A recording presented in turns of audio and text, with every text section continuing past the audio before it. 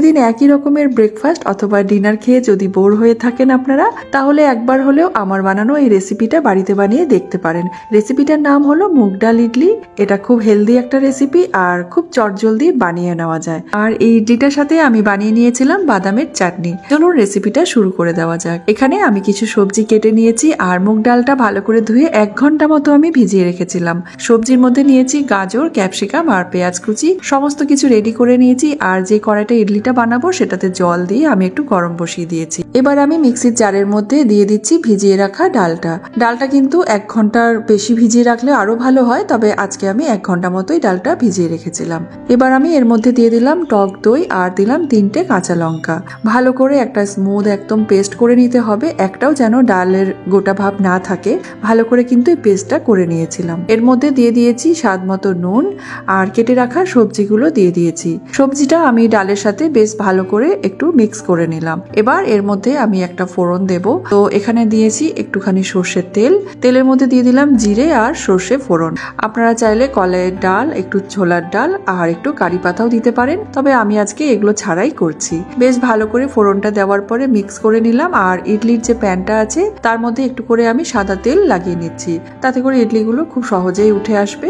আর এবার কিন্তু মোটামুটি 5 মিনিট পর আমি এটা রেস্টে রেখেছিলাম ডালটাকে। এর মধ্যে দিয়ে দিলাম 1/2 চামচেরও কম আমি খাবার সোডা, আর খাবার সোডাটার উপরে সামান্য একটু জল দিয়ে দিয়েছি। বেশ ভালো করে এটাকে মিক্স করে নিলাম। আর ইডলির প্যানটা আমার তো রেডি হয়েই গেছিল, আমি তেল মাখিয়ে রেখেছিলাম। ওর মধ্যে আমি দিয়ে দিলাম, খুব বেশি করে ভরে ভরে আমি দিইনি, কিছুটা জায়গা রেখেছি, তাতে করে ইডলিটা ফুলে গেলে কিন্তু একটার সাথে একটা মিশে যাবে না।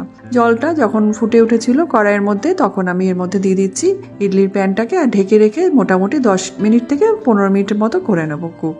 এবার আমি এই চাটনিটাও বানিয়ে নিচ্ছি। ফ্রাইং প্যানে সামান্য একটু তেল দিয়েছি, এখানে দিয়েছি বাদাম আর দিয়েছি রসুন, গোটা রসুন দিয়েছি 4টে মতো, 2টো টমেটো আর কাঁচা লঙ্কা, স্বাদ মতো নুন দিয়ে বেশ ভালো করে একটু এটাকে নেড়ে চেড়ে নিলাম। আর টমেটোটা যখন বেশ ভালো মতো গলে গেছে, ভাজা ভাজা হয়ে এসেছে মশলাটা, তখন আমি এটাকে ঠান্ডা করে মিক্সির জারের মধ্যে দিয়ে দিচ্ছি।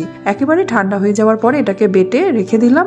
এদিকে মোটামুটি 15-20 মিনিট পর আমি ঢাকনাটা খুলে নিয়েছি। তার আগে কিন্তু ঢাকনাটা একবারও খুলবো না, তাতে করে ইডলিগুলো ফুলতে একটু অসুবিধা হবে। এবার একটা ছুরি দিয়ে চেক করে নিলাম, ছুরির গায়ে লেগে যায়নি, তার মানে বুঝে নিতে হবে ইডলিটা কিন্তু সম্পূর্ণভাবে তৈরি হয়ে গেছে। এদিকে আমার বাদামের চাটনিটাও রেডি হয়ে গেছে। মিক্সির জারের থেকে এটা একটা বাটিতে ঢেলে রাখলাম।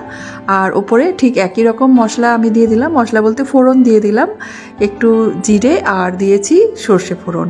কারি পাতাটা বাড়িতে ছিল না, সেই কারণে আমি দিতে পারিনি। আপনাদের বাড়িতে অ্যাভেলেবেল থাকলে অবশ্যই কারি পাতা আর একটু কলাইয়ের ডাল, একটু ছোলার ডালও দিতে পারেন, এতে করে চাটনির টেস্টটা খুব ভালো হয়। আর ইডলিটা সম্পূর্ণভাবে তৈরি হয়ে গেছে। একেবারে ঠান্ডা হয়ে যাওয়ার পরে আমি ইডলিগুলোকে একটা চামচ দিয়ে এভাবে বের করে নিয়েছি। দেখতেই পাচ্ছেন ইডলিটা বেশ সুন্দর, একদম জালিদার হয়েছে, ভেতরটা পুরো ফ্লাফি হয়েছে আর খুব সফট হয়েছে।